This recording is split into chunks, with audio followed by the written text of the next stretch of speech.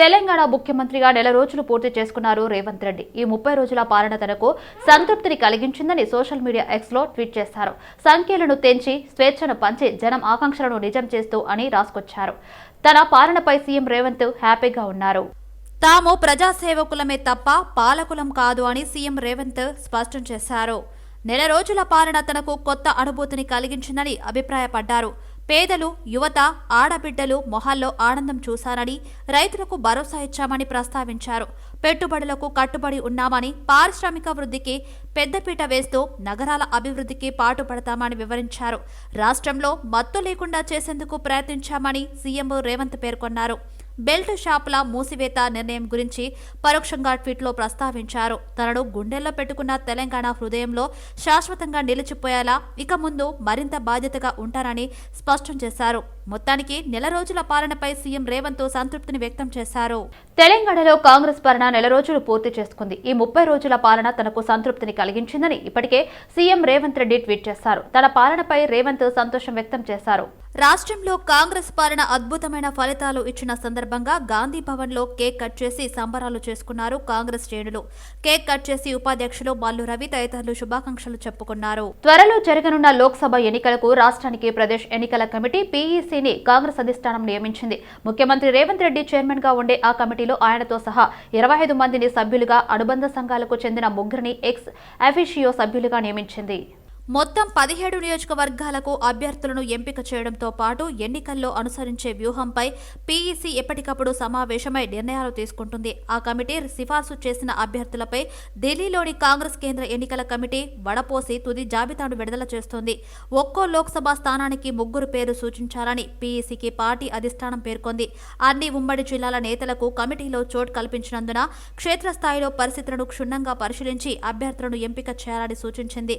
వచ్చే ఎన్నికల్లో కేంద్రంలో అధికారం చేపట్టాలంటే రాష్ట్రంలో 12 పార్లమెంటు నియోజకవర్గాలు. దేవరకద్ర మాజీ ఎమ్మెల్యే ఆల వెంకటేశ్వరరెడ్డిని సిద్దిపేట ఎమ్మెల్యే హరీష్ రావు పరామర్శించారు. వెంకటేశ్వరరెడ్డి సోదరుడు ఇటీవల గుండెపోటుతో మరణించిన విషయం తెలిసిందే. ఈ నేపథ్యంలో మహబూబ్నగర్ జిల్లా బూత్పూర్ మండలం అన్నాసాగర్ గ్రామంలోని ఆల వెంకటేశ్వరరెడ్డి నివాసానికి వెళ్లిన హరీష్ ఆయన ఆత్మకు శాంతి చేకూరాలని ప్రార్థించారు. వారి కుటుంబ సభ్యులను పరామర్శించారు. హరీష్ రావు వెంట దుబ్బాక ఎమ్మెల్యే కొత్త ప్రభాకర్ రెడ్డి, మాజీ ఎమ్మెల్యే మరి జనార్దన్ రెడ్డి, బీఆర్ఎస్ నేత ఎర్రోల శ్రీనివాస్, అల్లీపురం వెంకటేశ్వరరెడ్డి తదితరులు ఉన్నారు. ఒక వార్తను ప్రచురించేటప్పుడు అన్ని విధాల వివరాలు తెలుసుకుని ప్రచురించాలని, ఇలా తప్పుడు ప్రచారాలు చేయవద్దని మాజీ ఎంపీ బోయినపల్లి వినోద్ కుమార్ అన్నారు. తనకు అన్ననే లేడు అన్న స్వప్న ఎవరో ఏమిటో తెలియదు అని పేర్కొన్నారు. వాస్తవాలు తెలుసుకోకుండా వార్తలు ఇవ్వటం ఏమిటని ప్రశ్నించారు. క్రాస్ చెక్ చేసుకుని వార్త ఇవ్వాలి, దాన్ని జర్నలిజం అంటారని హితవు పలికారు. బోయినపల్లి ఇంటి పేరు ఉన్నంత మాత్రాన బంధుత్వం ఎలా అంటగడుతారని ప్రశ్నించారు. నేను ఎంపీగా ప్లానింగ్ బోర్డు చైర్మన్ గా ఉన్న సమయంలో ఏ అధికారి పైన ఆయన ఒత్తిడి చేశానో చెప్పాలని డిమాండ్ చేశారు. రాజకీయంగా బద్నాం చేస్తున్నారని ధ్వజమెత్తారు. పార్లమెంట్ సభ్యులు, టీఆర్ఎస్ పార్టీలో ఒక ప్రముఖ నాయకుడు ఈ విధంగా చేసిండు, వాళ్ళ చుట్టాలకి ఇప్పించుకున్నాడని చెప్పి తీన్మార్ మన్నల్లా గారు క్యూ న్యూస్లో ఉదయం పూట మాట్లాడిండట. అది చూసి బీజేపీ పార్టీ సోషల్ మీడియా వాళ్ళు, తదనంతరం కాంగ్రెస్ పార్టీ సోషల్ మీడియా వాళ్ళు దాన్ని విస్తృతంగా వైరల్ చేశారు. ఇది ప్రపంచం మొత్తం తిరిగి వచ్చింది. ఎందుకంటే నాకు నా మిత్రులు, మా బంధువులు అమెరికాలో,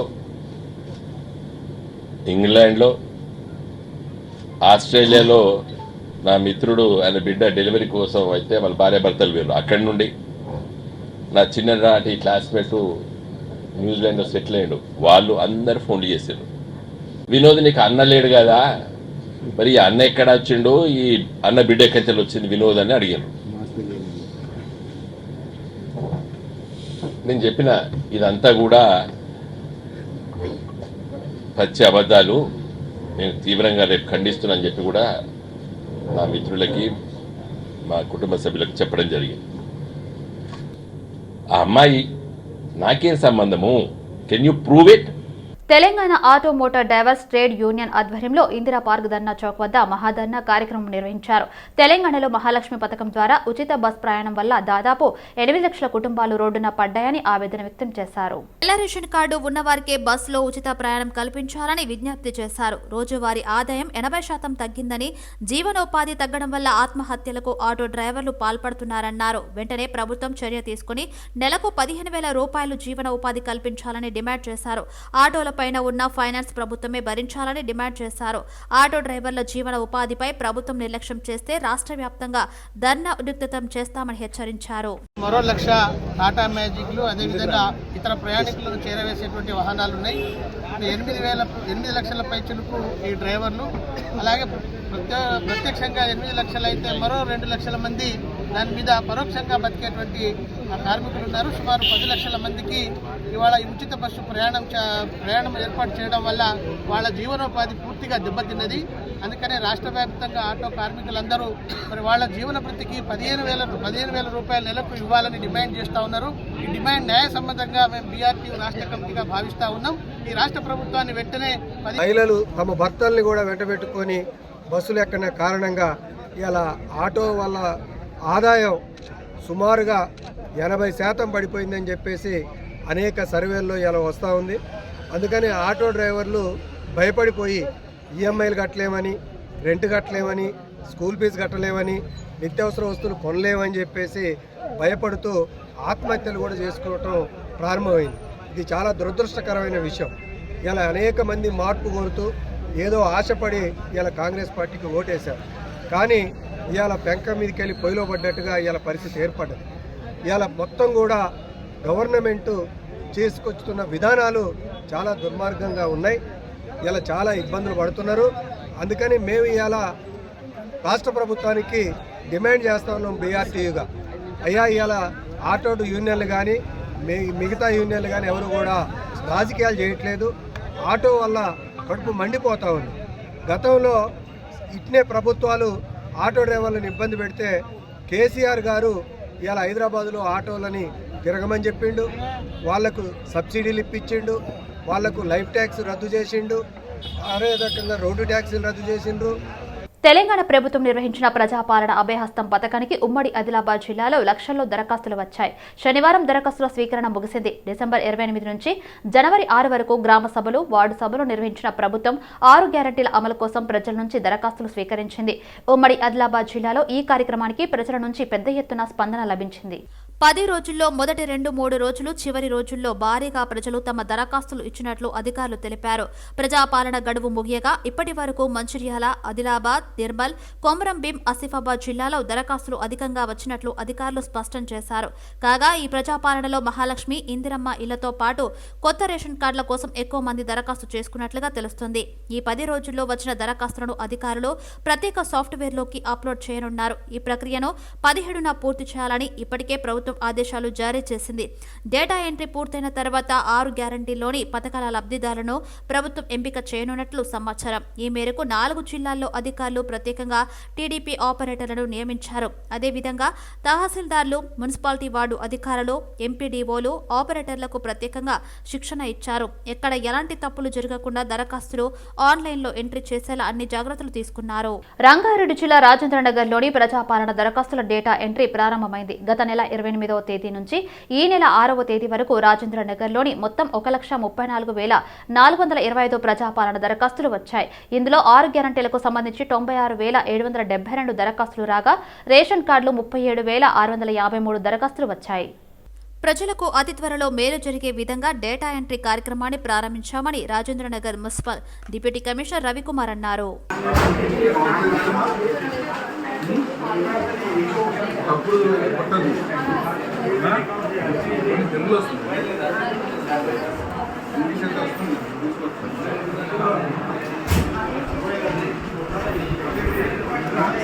జనసేన పార్టీ శిరలింగంపల్లి నియోజకవర్గ ఇన్ఛార్జి డాక్టర్ మాధవరెడ్డి ఆధ్వర్యంలో చందానగర్ డివిజన్ ఆత్మీయ సమావేశం నిర్వహించారు.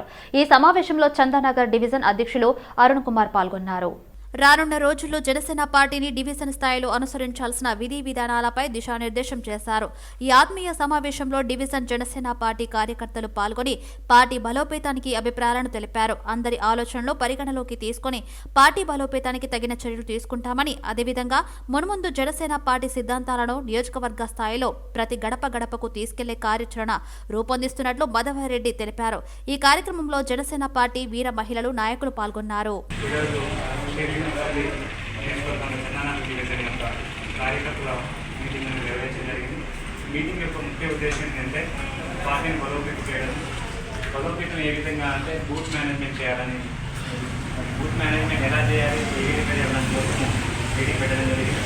భవిష్యత్తులో వచ్చే ఈ మంత్ మీటింగ్లోనే నెక్స్ట్ మంత్లో ప్రతి బూత్ కూడా అందరూ వెళ్ళాలి, ప్రతి ఇంటికి కూడా వెళ్ళాలన్న ఇంటెన్షన్తోనే కార్యక్రమం మొదలుపెట్టింది. దీన్ని ప్రజల్లోకి గ్యాన్విట్ చేసి దాన్ని ముందుకెళ్ళాలని, రేపటి నుంచి అన్ని డివిజన్లలో కూడా కొత్త వాళ్ళు జాయిన్ చేసుకోవడం, బూత్ మేనేజ్మెంట్ కాన్సన్ట్రేట్ చేయాలని మిగతా డివిజన్ కూడా మాట్లాడడం జరిగింది. మహబూబ్ నగర్ జిల్లాలో బీఆర్ఎస్ కు మరో ఎదురు దెబ్బ తగలనుంది. మహబూబ్ నగర్ పురపాలిక చైర్మన్ పై అవిశ్వాసానికి రంగం సిద్ధమైంది. బీఆర్ఎస్ తిరుగుబాటు కౌన్సిలర్లు సహా కాంగ్రెస్, ఎంఐఎం, బీజేపీ నేతలు కలిసి ప్రస్తుత చైర్మన్ ని గద్దె దింపేందుకు సిద్ధమవుతున్నారు. ఈ మేరకు అవిశ్వాసాన్ని ప్రకటిస్తూ కలెక్టర్ కు తీర్మాన పత్రాలు అందించారు. పట్టణంలో కూడా ఇక్కడ కూడా మాకు అభివృద్ధి కార్యక్రమాలు అంటే ఇంటర్నల్ రోడ్స్ కానీ ప్రతి వార్డులలో కూడా సమస్యలు అక్కడే ఉండిపోయినాయి. చాలా సమస్యలతో ఉన్నాం. కాబట్టి అందరం కూడా కలిసి కౌన్సిలర్స్ అందరం కూర్చొని సమస్యలు పరిష్కరించుకోవాలంటే మనకు కొత్తగా చైర్మన్ ఎన్నుకుంటే బాగుంటుందనే ఉద్దేశంతో అవిశ్వాసాన్ని పెట్టడం జరిగింది. మాకు ఇలాంటి పాలన అవసరం లేదు అని చెప్పేసి ఇక్కడున్న ఎక్స్ మంత్రి గారిని ఓడగొట్టినారు. అదే సందర్భంగా ఈ పాలనను అంతమొందించాలని చెప్పి ఒక ఆలోచన చేసేసి ఒక మంచి పరిణామంతో ఇక్కడ కలెక్టర్ గారికి ఇచ్చినాం. కాబట్టి ఖచ్చితంగా రాబోయే కాలం లోపల మహబూబ్ నగర్ లో ఉండే స్వచ్ఛంగా డెవలప్ చేసుకునే కౌన్సిలర్లే చైర్మన్ అవుతారు, వైస్ చైర్మన్ అవుతారు. అదేవిధంగా మహబూబ్ నగర్ లో మంచి నడవడిక ఉంటుందని చెప్పేసి కూడా తెలియజేస్తారు. ప్రశాంతమైన ప్రజాపాలన వైపు, అభివృద్ధి వైపు స్వేచ్ఛగా, స్వాతంత్రంగా, మనస్ఫూర్తిగా మేము పనిచేసుకునే అవకాశం మాకు కలిగిందని, మాలోన బాధలున్నా, ఇబ్బందులు పడ్డా ఇన్ని రోజులు మేము బయటికి రాకుండా రకరకాలుగా మమ్మల్ని బందీలుగా చేసుకున్నాడని వాళ్ళు ఆవేదన వ్యక్తం చేస్తున్నారు. అవన్నీ తొలగిపోయినాయి. కాబట్టి అభివృద్ధి పదం వైపు నడిపించడానికి, వారి వార్డుల్లో వాళ్ళ సొంతంగా వాళ్ళు నిర్ణయాలు తీసుకొని అభివృద్ధి వైపు ముందుకు వెళ్ళడానికి మనస్ఫూర్తిగా వాళ్ళందరూ కలిసి వచ్చినందుకు వాళ్ళందరికీ ధన్యవాదాలు తెలియజేస్తూ ఇప్పటి నుంచి పాలమూరు ప్రజలందరూ కూడా స్వేచ్ఛగా వాళ్ళ అభివృద్ధి పథంలో పయనిస్తారని చెప్పి తెలియజేస్తారు. వ్యవసాయ, ఉద్యాన విశ్వవిద్యాలయాలకు చెందిన భూములను హైకోర్టు భవనం కోసం కేటాయించవద్దని బీఆర్ఎస్ విద్యార్థి విభాగం కోరింది. ఆ విభాగం అధ్యక్షులు గెల్లు శ్రీనివాస్ యాదవ్ ఆధ్వర్యంలో వ్యవసాయ శాఖ కార్యదర్శిని కలిసి వినతి పత్రం సమర్పించారు. గత ప్రభుత్వం బుద్వేలులో 180 ఎకరాలను హైకోర్టుకు కేటాయించాలని ప్రణాళిక చేసిందన్నారు. అయితే ప్రస్తుత ప్రభుత్వం దానికి బదులుగా వ్యవసాయ, ఉద్యానవన యూనివర్సిటీలకు చెందిన భూములను కేటాయిస్తూ ఉత్తర్వులు జారీ చేసిందని బీఆర్ఎస్వి నేతలు పేర్కొన్నారు. హైకోర్టు భవనం కోసం వ్యవసాయ, ఉద్యానవన భూముల కేటాయింపును పునఃపరిశీలించాలని గెల్లు శ్రీనివాస్ యాదవ్ కోరారు. నిన్న రాష్ట్ర ప్రభుత్వం జీవో నంబర్ 55ను విడుదల చేసి అగ్రికల్చర్ యూనివర్సిటీలోని ల్యాండ్ను 100 ఎకరాల భూమిని తీసుకొని ఇవాళ హైకోర్టు కోసం కేటాయించడాన్ని మేము తీవ్రంగా వ్యతిరేకిస్తా ఉన్నాం. కొత్త హైకోర్టు కట్టడానికి మేము వ్యతిరేకిస్తలేం. కాకపోతే వ్యవసాయ యూనివర్సిటీకి సంబంధించిన దానిలో రేపు భవిష్యత్ అవసరాల కోసం దాన్ని వ్యవసాయ యూనివర్సిటీకి దాదాపు 2500 పైగా ఎకరాల ల్యాండ్ పట్టాలను అక్వైర్ చేసి అగ్రికల్చర్ యూనివర్సిటీని ఆనాడు ఏర్పాటు చేసి భవిష్యత్తులో అనేకమైన central government agriculture related institutions ను ఏర్పాటు చేయడానికి ఆ వ్యవసాయ విశ్వవిద్యాలయం దాన్ని ఏర్పాటు చేశారు. ఇవాళ కొత్తగా వచ్చిన రాష్ట్ర ప్రభుత్వం గౌరవ ముఖ్యమంత్రి రేవంత్ రెడ్డి గారు ఇవాళ వ్యవసాయ యూనివర్సిటీ లోపట్నే ఇవాళ హైకోర్టును ఏర్పాటు చేయడానికి మేము తీవ్రంగా వ్యతిరేకిస్తా ఉన్నాం. సంక్రాంతి ఉత్సవాల్లో భాగమైన పందెం కోడి పోటీల గురించి ప్రత్యేకంగా చెప్పాల్సిన అక్కర్లేదు. అసలు చూడటానికే చాలా స్పెషల్ గా కనిపిస్తుంది. ఎర్రగడ్డలోని పందెం కోడి బరిలో నిలిచే కోడి పుంజుల ధరలు బంగారం రేట్లను తలపిస్తున్నాయి. రకాన్ని బట్టి 10,000 రూపాయల నుంచి 30,000 రూపాయల వరకు పలుకుతున్నాయి. పందెం కోలలో సేతువ జాతిది అగ్రస్థానం. తర్వాత స్థానంలో పర్ల, నెమలి, పచ్చకాకి, డేగా కాకిపుంజు, పెట్టమారు జాతులు ఉన్నాయి. వీటితో పాటు రసంగి, కెక్కరి, పూల, ఆబ్రస్, పండుడేగా, మైల, సింగాలి, పెట్టమారు, పింగళ రకాలు 25,000 రూపాయల నుంచి 30,000 రూపాయల ధరలకు పందెం రాయిళ్లు కొనుగోలు చేస్తున్నారు. పుంజుల ప్రత్యేకతలు, సామర్థ్యం ఆధారంగా ధరలు ఉంటాయని పెంపకందారులు తెలిపారు.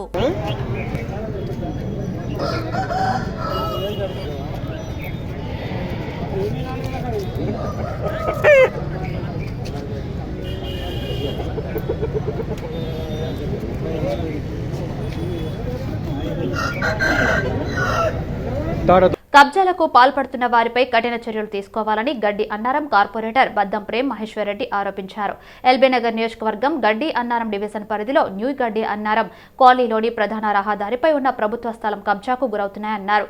స్థానిక కార్పొరేటర్ శ్రీ బద్దం ప్రేమ్ మహేశ్వర్ రెడ్డి కాలనీ సంక్షేమ సభ్యులతో కలిసి కబ్జాకు గురవుతున్న ప్రభుత్వ స్థలాన్ని పరిశీలించారు. గడ్డి అన్నారం డివిజన్ న్యూ గడ్డి Annaram colony Shivaganga cinema theatre పక్కనే సరూర్ నగర్ అలుగు నుండి వచ్చే ఇరిగేషన్ నాలా ఉండేదని కార్పొరేటర్ బద్దం ప్రేమ్ మహేశ్వర్ రెడ్డి అన్నారు. వర్షాకాల సమయంలో సుమారు 10 కాలనీలలో నీటి మునగకుండా ఈ నాలా ఎంతో ఉపయోగపడే విధంగా ఉందన్నారు. గతంలో భారీ వర్షాలకు గంగా థియేటర్ ప్రహరీ గోడ కూరడం కూడా తెలిసిందే. ప్రభుత్వ స్థలాన్ని కాలనీ వాసులకు పార్క్ నిర్మించాలని జిహెచ్ఎంసీ అధికారులకు స్థానిక కార్పొరేటర్గా ఎన్నోసార్లు లిఖితపూర్వకంగా ఫిర్యాదు చేసినా ఎటువంటి చర్యలు తీసుకోకపోవడం చాలా బాధాకరమన్నారు. ప్రభుత్వ స్థలం కబ్జాకు గురవుతున్నట్లు సమాచారం అందగానే కాలనీ వాసులతో పర్యవేక్షించామని తెలిపారు. ఇప్పటికీ ప్రభుత్వ స్థలంలో కబ్జాదారులు అక్రమ పనులను కొనసాగిస్తూనే ఉన్నారని మండిపడ్డారు. కబ్జాలకు పాల్పడుతున్న వారిపై కఠిన చర్యలు తీసుకోవాలని డిమాండ్ చేశారు. లేదంటే ప్రభుత్వ స్థలం వద్దని కాలనీ వాసులతో పెద్ద ఎత్తున నిరసన దీక్ష చేపడతామని హెచ్చరించారు. ఈ కార్యక్రమంలో న్యూ గడ్డి అన్నారం కాలనీ సంక్షేమ అధ్యక్షులు రఘురాం, కాలనీ వాసులు యాదయ్య, శ్రీకాంత్, బక్కర్, ధనరాజ్, వంశీ తదితరులు పాల్గొన్నారు. సురేందర్ కిడ్నాప్ ని 48 గంటల్లో చేశామని డీసీపీ శ్రీనివాస్ చెప్పారు. వరుసకి సోదరి అయిన నిఖితా సురేందర్ ను కిడ్నాప్ చేసి 2 కోట్ల వసూలు చేసేందుకు ప్లాన్ చేసి కిడ్నాపర్లతో కలిసి డ్రామా ఆడినట్లు పోలీసులు గుర్తించారు. కేసుపై రాయదుర్గం పోలీసులు 6 టీంలు ఫామ్ చేసి దర్యాప్తు చేపట్టారు. ఇందులో ఆశ్చర్యపోయే అంశాలు వెలుగులోకి వచ్చాయి. సురేందర్ కిడ్నాప్ చేసేందుకు 2 నెలలుగా రెక్కి నిర్వహించిన ముఠా కుదరకపోవడంతో నిఖిత రంగంలోకి దిగారు. మాట్లాడదామని రాయదుర్గం పోలీస్ స్టేషన్ సమీపంలో కాజాగూడ చెరువు వద్దకు రమ్మని సురేందర్ కు ఫోన్ చేసిందన్నారు. సోదరి ఫోన్ చేయడంతో నిజమేనని నమ్మిన సురేందర్ అక్కడకు రావడంతో కారులో బలవంతంగా ఎక్కించి తీసుకుని వెళ్లారని తెలిపారు. కిడ్నాప్ జరిగిందని భావించిన స్థానికులు పోలీసు సమాచారం ఇవ్వడంతో అప్రమత్తమయ్యారు. ఈలోపే కిడ్నాపర్లు 2 కోట్లు డిమాండ్ చేశారు. ఆమనగల్ కడతల మీదుగా వెళ్తున్నట్లు గుర్తించి పోలీసులు వెంటపడటంతో వదిలిపెట్టి వెళ్లారు. కిడ్నాప్ సూత్రధారి సురేష్ 21 కేసులో నిందితుడిగా గుర్తించినట్లు డీసీపీ శ్రీనివాస్ తెలిపారు. పోలీస్ స్టేషన్ లిమిట్స్ లో జరిగినటువంటి సుధాకర్ అనేటటువంటి ఎంప్లాయీ కిడ్నాప్ కు సంబంధించినటువంటి మిస్టరీని 48 గంటల్లో సురేందర్ అనేటటువంటి ఎంప్లాయీకి సంబంధించినటువంటి కిడ్నాప్ మిస్టరీని 48 గంటల్లో ఛేదించినటువంటి రాయదుర్గం పోలీసు స్టేషన్కి సంబంధించిన సిబ్బందిని అందరినీ ప్రత్యేకంగా అభినందిస్తున్నాము. ఈ కేసు వివరాల్లోకి వెళ్తే ఈ నెల 4వ తేదీ సాయంత్రం 6:30 గంటల సమయంలో కాజాగూడ లేక్ దగ్గర ఈ ఎంప్లాయీని కిడ్నాప్ చేయడం జరిగింది. ముందుగా మనకి డైల్ 100 నుంచి 2 ఇన్ఫర్మేషన్ ఇవ్వడం జరిగింది. ఇమీడియట్గా మన టీం అక్కడికి రీచ్ అయినప్పుడు ఈమె నిఖిత అనేటటువంటి ఆమె అక్కడ ఉండటం జరిగింది. ఈమెతో పాటు ఉన్నటువంటి అతన్నే కిడ్నాప్ చేసినారు అనేటటువంటి సమాచారంతో ఆమెను ప్రశ్నించడం జరిగింది. ఆమె అవును sir, he is my cousin brother, ఇతన్ని ఎవరో వచ్చి కిడ్నాప్ చేసుకెళ్లారని మనకి ఇన్ఫర్మేషన్ ఇవ్వడం జరిగింది. వెంటనే రాయదుర్గం మన అడిషనల్ డీసీపీ నరసింహారెడ్డి, అదేవిధంగా ఏసీపీ శ్రీనివాస్ అండ్ రాయదుర్గం సిబ్బందితో 6 టీమ్స్ ఫామ్ చేయడం జరిగింది. ఫామ్ చేసి మన దగ్గరకు వచ్చినటువంటి నిఖితాతో ఆమె దగ్గర ఉన్నటువంటి సమాచారాన్ని తీసుకుంటూ అన్ని వైపులా టీమ్స్ని డిస్ట్రిబ్యూట్ చేయడం జరిగింది. సో వివరాల్లోకి వెళ్తే ఈమె నిఖిత ఎవరైతే కిడ్నాప్ అయ్యారో అతనికి సంబంధించినటువంటి కజిన్ సిస్టర్. ఈమెకి వెంకటకృష్ణ అనేటటువంటి అతనితో కూడా పరిచయం ఉంది. వీరిద్దరూ కలిసి సురేష్ అనేటటువంటి అతని సహకారంతో ఈ కిడ్నాప్ని ప్లాన్ చేయడం జరిగింది. ఈ కిడ్నాప్ చేసిన తర్వాత వాళ్ళు కిడ్నాప్ అయినటువంటి అతనికి సంబంధించినటువంటి భార్యకి కాల్ చేసి 2 crores డిమాండ్ చేయడం జరిగింది. వీరికి వెంటనే ఈమె ద్వారా సమాచారం కూడా వెళ్ళింది. ఇట్లా పోలీసులు వెంటబడుతున్నారు అనేటటువంటి సమాచారంతో వాళ్ళు కిడ్నాప్ అయినటువంటి అతనితో మనకి ఇన్ఫర్మేషన్ కూడా ఇప్పించారు. నన్ను ఎవరు కిడ్నాప్ చేయలేదు, నేను వాలంటరీగా నాకు ఉన్నటువంటి ఫైనాన్షియల్ కమిట్మెంట్స్ని డిస్కస్ చేసుకోవడానికి వాళ్ళతో నా ఫ్రెండ్స్తో వెళ్తున్నాను. సో పోలీసుల్ని ఎట్టి పరిస్థితుల్లో సహకరించాల్సినటువంటి అవసరం లేదు, నేను వాలంటరీగా తిరిగి వస్తానని మనకి నమ్మబలికించడం కూడా జరిగింది. దాన్ని బేస్ చేసుకుని అయినా కూడా వాళ్ళు మాకేం ఇన్వెస్టిగేషన్ అవసరం లేదన్నా కూడా మేము బంజారా హిల్స్ లో 120 కోట్ల విలువైన 3000 గజాల ప్రభుత్వ స్థలం కబ్జా కేసు విషయంలో తనపై నమోదు చేసిన కొట్టేయాలని పాలేరు మాజీ ఎమ్మెల్యే ఉపేందర్ రెడ్డి హైకోర్టులో పిటిషన్ వేశారు. షేక్పేట్ తహసీల్దార్ ఇచ్చిన ఫిర్యాదుతో మాజీ ఎమ్మెల్యే ఉపేందర్ రెడ్డి మీద నాన్ బెయిలబుల్ కేసు నమోదు చేశారు బంజారాహిల్స్ పోలీసులు. కేసులో మరిన్ని ఆధారాలు ఇవ్వాలని షేక్పేట్ తహసీల్దార్కి 91 కింద నోటీసులు జారీ చేశారు పోలీసులు. ప్రభుత్వ స్థలాన్ని వైన్ షాప్ కి లీజ్ ఇచ్చి కబ్జాకు పాల్పడ్డారని ఉపేందర్ రెడ్డి మీద ఐపీసీ 447, 427, 467, 468, 481తో పాటు 3 ఆఫ్ పీడీపీపీ యాక్ట్ కింద కేసు నమోదు చేశారు. తనను ఆకారణంగా కేసులో ఇరికించారని ఉపేందర్ రెడ్డి ఎల్బీ నగర్ బిఎన్ రెడ్డి నగర్ లో మాంగళ్య షాపింగ్ మాల్ ను ప్రముఖ సినీ తార రాశి ఖన్నా ప్రారంభించారు. రాశి ఖన్నాను చూసేందుకు అభిమానులు పెద్ద సంఖ్యలో తరలివచ్చారు. మాంగళ్య షాపింగ్ మాల్ ను ప్రారంభించడం చాలా సంతోషంగా ఉందన్నారు సినీ తార రాశి ఖన్నా. అతిపెద్ద షాపింగ్ మాల్ గా పేరు పొందిన మాంగళ్య షాపింగ్ మాల్ 19వ బ్రాంచ్ బిఎన్ రెడ్డి నగర్ లో ప్రారంభించడం జరిగిందన్నారు. అతి తక్కువ ధరల్లో మెరుగైన వస్త్రాలు ఇక్కడ ఉన్నాయని సంక్రాంతి ఆఫర్లను ప్రతి ఒక్కరూ ఉపయోగించుకోవాలని పిలుపునిచ్చారు. తెలుగు రాష్ట్రాల్లో అతి సరసమైన ధరలకే వస్త్రాలను అందజేస్తున్నామని షాపింగ్ మాల్ నిర్వాహకులు పేర్కొన్నారు. 19వ స్టోర్ మాంగళ్య షాపింగ్ మాల్ ఓపెనింగ్ కు రాశి ఖన్నా గారు అండ్ సుధీర్ రెడ్డి గారి భార్య సతీమణి కమలాదేవి గారు అండ్ కార్పొరేటర్ లక్ష్మిరెడ్డి గారికి శుభాకాంక్షలు. ఇక్కడికి వచ్చినందుకు మాకు అంతా థ్యాంక్ యూ అండి. ప్రజలకు మేము చెప్పేది ఏంటంటే మాంగళ్య షాపింగ్ మాల్ ఒక డిస్టిక్ నుంచి హైదరాబాద్ సిటీలో హైదరాబాద్లో ఇవి 8వ స్టోరు, మొత్తం 19 స్టోర్లు.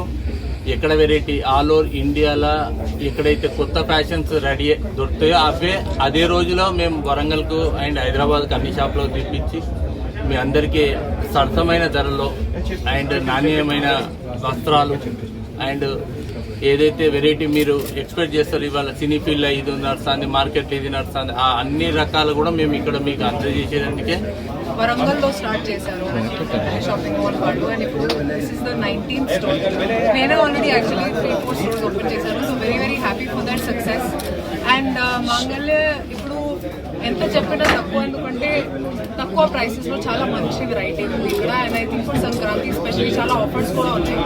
సో మీరు ఇక్కడికి రండి, see what wonderful store they have also. And నేను చాలా happy to be associated with Mangalya shopping mall. And thank you so for calling me. చాలా మంది కూడా వచ్చారు, చాలా పెద్ద. సో చాలా హ్యాపీగా ఉన్నాను అండ్ వెరీ